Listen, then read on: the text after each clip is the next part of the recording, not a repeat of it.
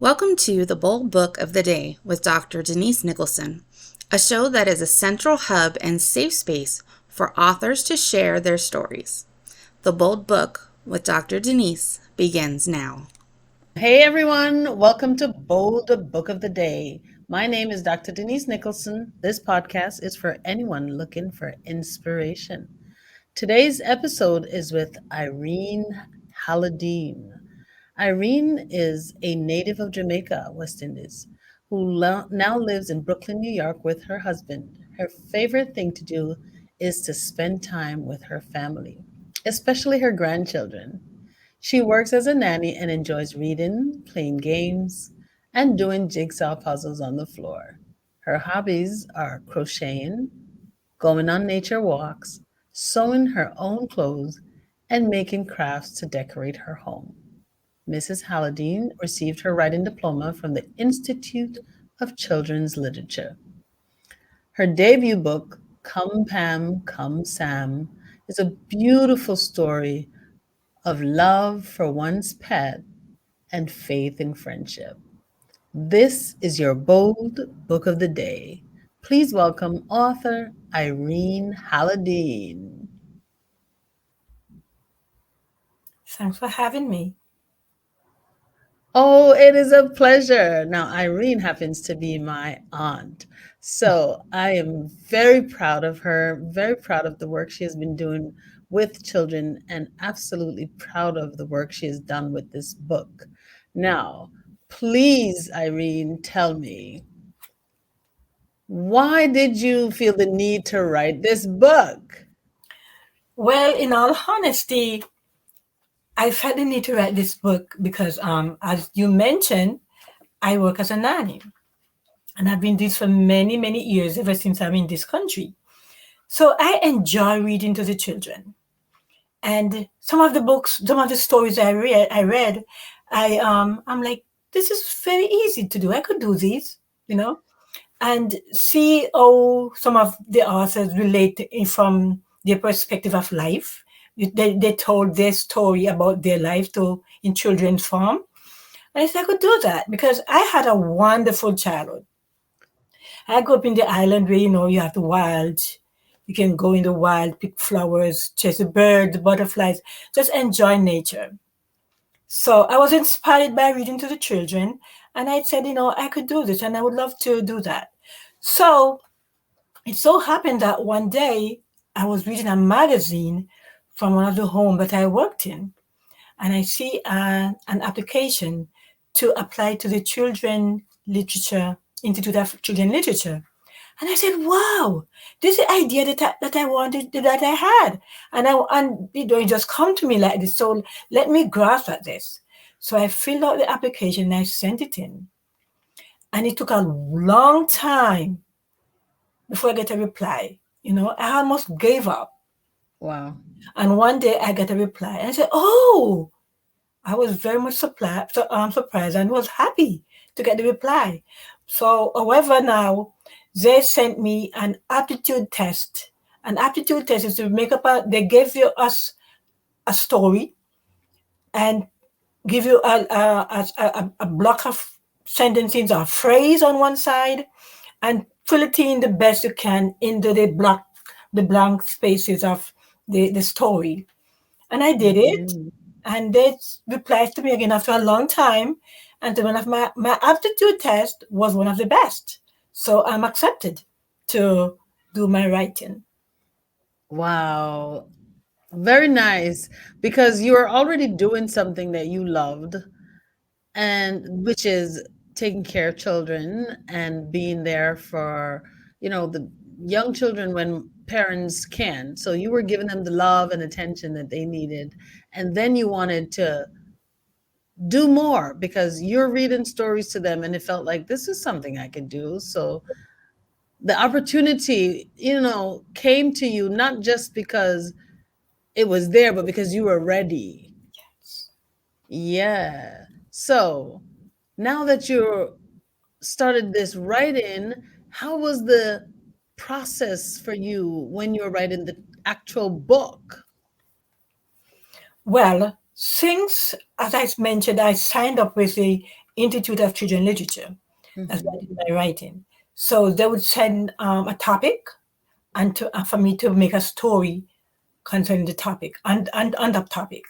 And I would write my stories, and they would edit it and correct me and show me where I needed help and continue. I think I did 12 lessons for the complete course, back and forth, sending in my assignments, and they would edit them and send them back to me for me to do the corrections. And one of my stories I write was Come Pam, Come Sam. And they encouraged me. It was a beautiful story, and I should get it printed, Oh, published, nice. and published. They So, encouraged me to get it printed and published. so tell us about the story. Well, I have the book here with me because as they encouraged me to do that, I said, well, it's good. It's good. It's good. It's good product. It's a good product. If Yes. they said, I could do that. So I was very, very proud of myself, and I grasped at the opportunity to do it. However, this was a long time ago, but I had the manuscript, and I always put it off. I'm going to get it published, and I put it off, and I get it published, and I put it off until finally I said, you know what? This book has to be published because it's been there, and I know I can read it to the children that I work with. Because I'm still a nanny, and however, so as time goes on, I make up my mind finally, and I get the book published, and it is right here. This book is, if you can see it properly, Beautiful. Yes. it's a Come Pam, Come Sam. Now, this Mm-hmm. story is about two friends. They were next door neighbors. So it so happened that one of the girl moved away, my friend, and the other one became very sad. And her mama could not console her, and she became withdrawn. So the story born from that Pam and Sam comes in. Now Pam and Sam became two dogs because I don't want to give away the story, you know. That's right. The book is a short story. So Pam moved away. Pam moved away, and then the Uh-huh. mommy, wanted to cheer up her daughter, so she went and get a puppy to cheer Pam. So when the And you girl gotta read the So rest. when Pam came, she did not want to have nothing to do with it. But then it Yeah. became a mystery. So for you to know the final mystery and to know how the name comes by, you have to read the book. It's a beautiful story of mystery, friendship, and love of pets. It So really all in is a all, and beautiful story. it's for both boys and girls, yeah. And it could be ages from four up. From Yes. four up. Oh, yes, yes. Thank you for reminding us because you're listening and you're thinking, okay, this sounds interesting. What age group? So from age 4 and up. Very nice. What was your favorite childhood memory? Oh my God, I have they're flooding in my head right now. I have Uh, so many favorite things, but I cannot go through all of them. But I tell you what, I love my mother so much. And I remember there was a yearly animal show in Jamaica. It called the Denby Show. And one Sunday evening, my mother and my father were going to the Denby Show. And she would drop us children off at the Sunday school at the church in the community to go to Sunday school. I agreed to go to Sunday school and everything was fine. But soon as I drove and get to the church, I did not want to get out of the car. I decided I want to go to the Denby Show. Then my mother said, it's going to be too late. I have school in the morning and I cannot come. And I would never let go of my mother. I hold on to her and I cried. And finally, my father gave up. Because my father wasn't the kind of father who deal with children like on that level, Because he's not gonna lift me up because it's a long thing, it's a long show, and it's gonna be late and I'm gonna be sleepy and tired. There's no way to sit down. And it was not gonna be a part of him, lifting me up and carrying my shoulders. So he insists that my mother leave me there. But I wouldn't let go of my mother, right? And finally my mother gave in and he gave in and we drove off to Denby Show. And at the show I became tired and my leg became weak and I was sleepy. And I think I was about maybe 8. So I was a really big girl for my mother to be lifting me up. And finally, and my mother wasn't a big woman. And I couldn't see anything either because I was small. I was, the grown-ups were up there. And I couldn't see the show, the animals parading and so on. And she had to lift me up for most of the night. And my father would not help her. And he said, see, I told her to bring the child. So I'll never forget that. I can picture myself right on my mother's shoulder. That's a tough daddy. He warned you. My daddy was a loving guy in his own way, but he Yeah. wasn't that child friendly to say do things for children. But he would sit Mhm. and watch us play and just laugh about us, laugh on us and so on. But he Mhm. wouldn't be like, come and be engaged. But he would watch us and laugh. Yeah. Wow. Now, what's one of your favorite memory with your own children? Oh my God, that also is so many. One of my, it might not be a fun memory, but I can tell you it was only today that I mentioned it to someone. Mm. So I have 5 children so far, Mhm. but 2 of You them. planning on more? No, I'm done. Look at me, girl. Look at me. I'm done. I'm not in that. I'm not Sarah. I am not Sarah. Yeah. So but these two are very close. Okay, and they would never be satisfied with whatever I do for them. If I gave this one ice cream, and say I have 2 ice cream cones.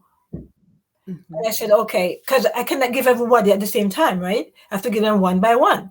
So if I have these two, like they were like rival against each other Mhm. in petty ways, in really, really petty ways. So if I have ice cream and I said, okay, if I give this one first, this one is gonna say, you gave it first. And if I give that one first, they said, you give that one first. So I would hold 2 things in my hand. However, they have to get at the same time. But somehow it would happen that this one reached a little bit later than the other one, and they would still complain, you gave it to him first. And there's nothing I could do. And in everything, they always do that. Rival against each other about who did it first and who you did it for. Those two. So I always remember that. Never No. please I could never please them. But we Oh, have some wow. moments together, but that Those memories stay with you. days because looking at them now they're grown, Yes. remembering these things. Now you watch them with their children. Going through sometimes the same thing. Mhm. Now, you've been a nanny for how many years? Well, I am going to say more than 25 years because yes, Wow. I put that in more than exceed 25 years. And I Mhm. love it. And many times I plan to change, but I'm drawn back because it's a wonderful job. People might look down on it. Some people might, say, but it's very rewarding. It makes me so happy within myself, and it makes me happy to see the kids happy. Yes. I don't think a nanny's job is anything to look down on because you are standing in the stead of parents, loving, Yes, being nurturing, listening, consoling, and sometimes, most times, teaching. So it's a wonderful profession yes. and you should be Everything, proud. a little of everything, a little of every, let's say, occupation or profession Mm-hmm. is within that category Mm-hmm. of work. You can be a nurse, a consoler, a dietitian, a teacher, a sports. Uh-huh. So whatever That's a nanny, you all have to right. deal with. Because Yes. A nanny is like a mommy. And a mommy has all those jobs, all those Yes. hats she has to wear. Yeah, Yeah, and you wear them well. You wear them absolutely well. So, what I is think so. I am what told. is what is a funny memory that you can share with us with about being a nanny? Well, there are many, many funny moments. Mhm. Even sad times, and even bad times, because you have to meet the children where they are, and every day you get these fun moments. I cannot say which one is best for me to mention, but however, I can mention a very funny moment. I remember. Let me put this share this one. I remember this when I started this job, the little girl was turning two. I think she was like 23 months, 22 months, and she wasn't speaking properly. She had a few problems, and I worked along with her with a therapist. I also work along with her to get her into sounding her words and work in a form of therapeutic way. Mhm. And I remember one, she didn't like meat. She didn't like meat, and it was very hard to get her to eat meat. So I remember one day she was just crying, crying, crying. I think I made her grilled cheese sandwich, but the mommy insisted that I get her to eat meat. So what I would do, I would crush the chicken nuggets or the chicken cutlet when I make the chicken cutlet and put it between the grilled cheese because she loved grilled cheese. And she would have it. And I would increase the chicken nugget, the crushed chicken within the grilled cheese. Little by little, I would increase so she get more chicken. And she found out because now it's changing the taste of the cheese, right? And she found out. So I remember one day I was serving her lunch, and I don't know why she was crying. Maybe because she was impatient, I think. And she was just Okay. crying, crying, crying. I could not console her. And whatever I tried many different ways. Okay, you have to try different things to get to these children. And I tried many different ways, and she wouldn't stop crying. But one thing I realized, she was watching me to see what I was doing. Okay, so she would cry, cry, cry, and then she would look at me like this, and I look at her like this, pretending that I'm not seeing her, and she's pretending that she's not seeing, but she me to come over her. So I said, okay, so she's watching me. I realized that she's watching me. If I'm gonna come to her. And I said, okay, I'm gonna pretend that I'm not seeing her. She continued crying, and she cried, cried, cried, cried, cried for a long time. Maybe 4 minutes, 3, 4 minutes. And then she looked at me and I was not paying attention. And all of a sudden, she just turned that crying into a burst of laughter and said, "Oh, Lila, funny." No, she's saying she's funny She's funny. because she's realized that I'm not paying attention to her. So because she was trying to get my attention. So she used By to crying. cry to get my attention. So when she realized that I'm not paying attention to her anymore, she looked aside and just turned that crying into a sudden laughter and said, Wow. "Oh, you know, Lila, funny." So she found herself very funny to be crying for nothing. And I said, "Look at that." And that stayed with me too. Because I said, they know what they're doing. They know what they're doing. Wow. So, what is the They, most they try ways to get to you, yes, to get yes, your yes. attention. What is the most rewarding part about being a children's author?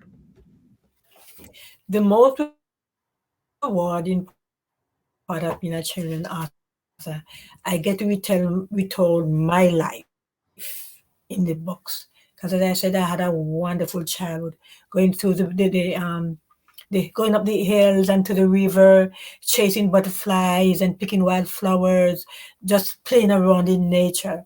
I get to, return that to children that they can see,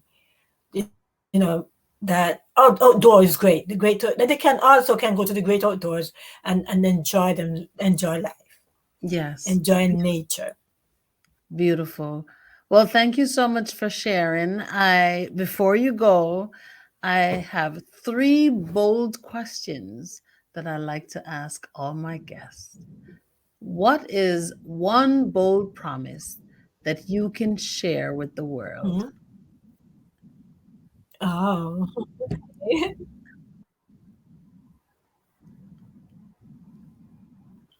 a promise. Well, I'm gonna say I promise, and also challenge everyone. I promise and challenge everyone to be a forgiving person. Forgive those who hurt you, Mm, no matter how hard it was, because they're not doing it for them, they're doing it for you. very good one. Ooh, I like that one. Write that down, guys. Very good. Forgiveness is important. Very good. All right. So, number two, what is a bold statement you can share with your audience Okay. that you know will cause a paradigm shift? Okay, I can say, don't put things off for tomorrow. Whatever you can do it now. Ooh, that's a good one. Write that down, guys. Ooh, I love it. Thank you so much for sharing that. What is a bold move that you would like to make in the future? A bold move I'd like to do for some in the future, not matter of in the future, but anytime I can do it, I would love to do it. But as I say, we're going into the future, is to do Mhm. something for someone to bring changes into their life to make it better. Oh, that's really nice. Yes, pass it on. Do something good for someone else. That is so important because someone has sacrificed and given time and given opportunity to each one of us. Every time you're successful, it is because someone has given you the opportunity. No matter how you think you did it by yourself, it is because someone has given you the opportunity to use your talents. And so it's important to always reach back. Whenever you get where you're going, reach back and help someone else. Very Yeah. important. Beautiful. I love it. Thank you so much. Before you go, Welcome. Thank you too. where can our audience connect with you? Well, you can connect. I do not have a website right now, but Mhm. my email, I'm on Facebook, and my email is sonia.halladene@gmail.com. Okay. And, Sonia, and, S O and N also I A. on Amazon, you can also Uh-huh. get the book on Amazon. Hold it up a little bit higher. There we go. Come Pam, come Sam Amazon. Come on, come by Sam. Irene It's a Halladene. really wonderful story of mystery and love of pets. It's a mystery story. And, Yes. I encourage it. Yeah, I really encourage. It's a really mystery. It's a mystery. I read it to my granddaughter and she loves it. You guys are gonna love it. Just pick it up. You can get it on Amazon. Come Sam. No, come Pam, come Sam. Come Sam. Yes, it's a really great book. Thank you so much. Now, you said your email address was sonia dot Dot halladene halladene.com at at gmail.com. Gmail. Sorry. At Gmail. Dot At gmail.com. yeah. Guys, write it down. Let me get it straight. sonia.halladene at gmail.com. Let me spell that for you. Let me spell that Aladdin for you. It's H A. It's Halladene. Halladene. Okay. I got it right. I better have gotten it right, right? All right. Thank you so much for sharing. And if you would like to write a book and publish it, please send me an email at authordnicholson@gmail.com. Thanks for joining. See you next week. Bye-bye. Thank you for joining us for the Bold Book of the Day with Dr. Denise Nicholson, a central hub and a safe space for authors to share their stories. Follow Dr. Denise on Facebook and Instagram at Denise Nicholson or go to denisenicholson.com. Remember, no one can share your story better than you.